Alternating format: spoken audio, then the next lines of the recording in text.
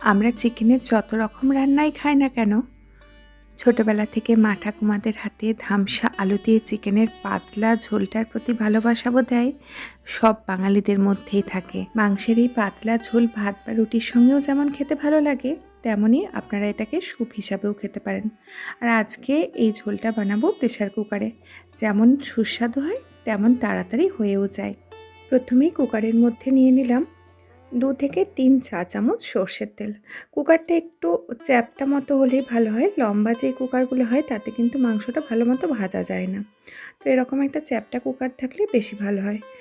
তেলটা ভালো মতো গরম হয়ে গেলে এর মধ্যে দিয়ে দিচ্ছি 2টো মিডিয়াম সাইজের গাজর, আর দিচ্ছি পেঁপে। এটা মাঝারি সাইজের একটা পেঁপের অর্ধেকটা অংশ দিয়েছি।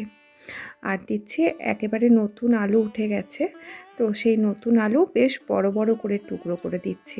আপনারা যদি স্টু হিসেবে খেতে চান সেক্ষেত্রে কিন্তু আলুটা বাদ দেবেন। হাই ফ্লেমেতেই সব সবজিগুলোকে নাড়াচাড়া করে ভেজে নেব।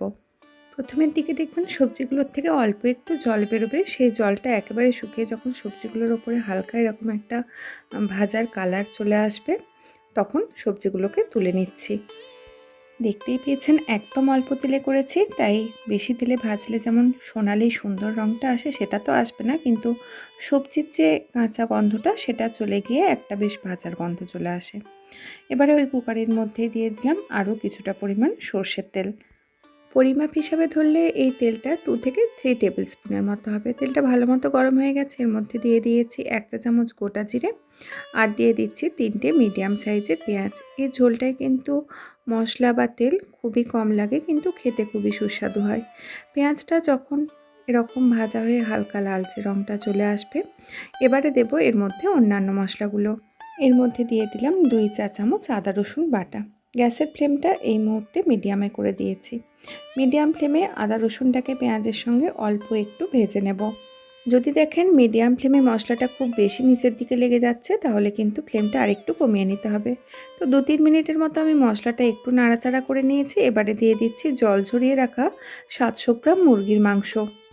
এবার মিডিয়াম টু লো ফ্লেমে মাংসটাকে ততক্ষণ নাড়াচাড়া করব যতক্ষণ না মাংসের এই যে লালচে রঙটা আছে সেটা সম্পূর্ণ চলে গিয়ে মাংসের রঙটা অনেকটা ফ্যাকাশে মতো বা একটু সাদা মতো হয়ে যাচ্ছে। কয়েক মিনিট নাড়াচাড়া করার পর এই মুহূর্তে দেখুন মাংসের কালারটা একেবারে চেঞ্জ হয়ে সাদা মতো হয়ে গেছে। আর মশলার মধ্যে মাংস দিলে দেখবেন নিজস্ব যে মাংসের জলটা বেরোয় সেটাও কিন্তু শুকিয়ে মাংসটা অনেকটা একটু শুকনো মতো বা ভাজা ভাজা মতো হয়ে গেছে। এবার দিয়ে দেব অন্যান্য শুকনো মশলাগুলো। খুব বেশি কিছু মশলাও লাগে না, এক্কেবারে বাড়িতে আমরা বেসিক যে মশলাগুলো ইউজ করি সেগুলোই। দিয়ে দিলাম 1 চা চামচ জিরে গুঁড়ো, 1 চা চামচ ধনে গুঁড়ো, সামান্য একটু হলুদ গুঁড়ো, আর স্বাদ অনুযায়ী নুন। নুনটা কিন্তু যতটা পরিমাণ ঝোল রাখবো সেই অনুযায়ী একেবারেই দিয়ে দিয়েছি। আর এই মাংসটা কিন্তু একটু বেশ পাতলা ঝোলটাই ভালো লাগে। এবার গ্যাসের ফ্লেম মিডিয়াম আর লোয়ের মাঝামাঝি রেখে মাংসটাকে কষাতে থাকবো। আর যেহেতু এর মধ্যে আমরা নুনটা দিয়ে দিয়েছি, মাংসটার থেকে কিন্তু বেশ পরিমাণ জল বেরোতে শুরু করবে। যদিও প্রথমে মাংসটা আমরা একটু ভেজে নিয়েছি, তাই খুব বেশি জল বেরোবে না, হালকা একটু জল বেরোবে। তো সেই জলটাকে কষাতে কষাতে একটু শুকনো মতো করে নেব। তবে খুব বেশি কিন্তু মাংসটাকে কষানো চলবে না, যেহেতু কুকারে করছি, তাই কষাতে কষাতেই যদি মাংসগুলো একেবারে সেদ্ধ হয়ে যায় সেক্ষেত্রে কুকারে যখন আবার সিটি দেব তখন কিন্তু মাংসগুলো একেবারেই গলে যাবে। তো গ্যাসের ফ্লেম মিডিয়াম টু লোয়েতে রেখে মাংসটাকে ওই 8-10 মিনিটের মতো কষিয়ে নিয়েছি, তার বেশি কিন্তু একেবারেই না, তার একটু কমও হতে পারে। তো এবারে এর মধ্যে দিয়ে দিচ্ছি আগের থেকে ভেজে রাখা সব সবজিগুলো। ঝোলটা একটু ঝাল ঝাল ভালো লাগে, তাই এর মধ্যে দিয়ে দিচ্ছি কাঁচা লঙ্কা। লঙ্কা কিন্তু আপনারা যেরকম ঝাল খাবেন সেই অনুযায়ী নেবেন। এবার দিচ্ছি বেশ বড় করে টুকরো করে রাখা একটা মিডিয়াম সাইজের গোটা ক্যাপসিকাম। আর এরকম যে ছোট ছোট দেশি টমেটোগুলো হয় সেই টমেটো দিয়ে দিচ্ছি বেশ কয়েকটা। টমেটোগুলোর দেখুন মাথার কাছটা হালকা করে চিড়ে নিয়েছি। যদি বড় টমেটো ইউজ করেন সেক্ষেত্রে আপনারা একটু বড় বড় করে টুকরো করে দিতে পারেন। আর কয়েকটা গোটা পেঁয়াজ দিয়ে দিয়েছি। ঝোলটার সঙ্গে এই গোটা পেঁয়াজগুলো খেতে কিন্তু বেশ ভালো লাগে। আর দিয়ে দিচ্ছি 1 মুঠোর মতো ধনেপাতা কুচি। এবারে এর মধ্যে পরিমাণ মতো জল দিয়ে দেবো। ঝোলটা যেরকম পাতলা করতে চাইবেন আপনারা সেই অনুযায়ী জলটা দিয়ে দেবেন। জলের কোনো পরিমাপ তাই আমি বলছি না, তবে অবশ্যই গরম জল দেবেন।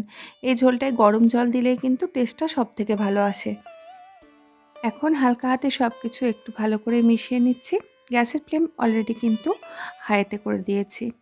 ঢাকা দিয়ে এবারে অপেক্ষা করতে হবে যতক্ষণ না দুটো সিটি উঠে যাচ্ছে। তো যখন দুটো সিটি উঠে যাবে এবারে গ্যাসের ফ্লেম বন্ধ করে দিচ্ছি। এখন রেস্টে রাখতে হবে, রেস্টে রাখবো 7-8 মিনিটের মতো। 7-8 মিনিট পর ঢাকাটা খুলে নিলাম। মাংসের ঝোলটার থেকে খুব সুন্দর গন্ধ বেরোচ্ছে। এই গন্ধটা তো আপনাদেরকে পাঠাতে পারবো না, আপনারা নিজেরা করলে নিজেরাই বুঝতে পারবেন। কি প্রথমেই বলেছিলাম না, রান্নাটা খুব সহজ আর খুব তাড়াতাড়ি হয়ে যায়। আর তার সঙ্গে দেখলেন তো রান্নাটা খুব স্বাস্থ্যকরও। তাই অবশ্যই একবার বাড়িতে ট্রাই করুন। কেমন লাগলো আমাকে জানাবেন। দেখা হবে পরের দিন আবার অন্য কোনো রেসিপি নিয়ে। ততক্ষণ সবাই সুস্থ থাকুন, ভালো থাকুন, সঙ্গে থাকুন।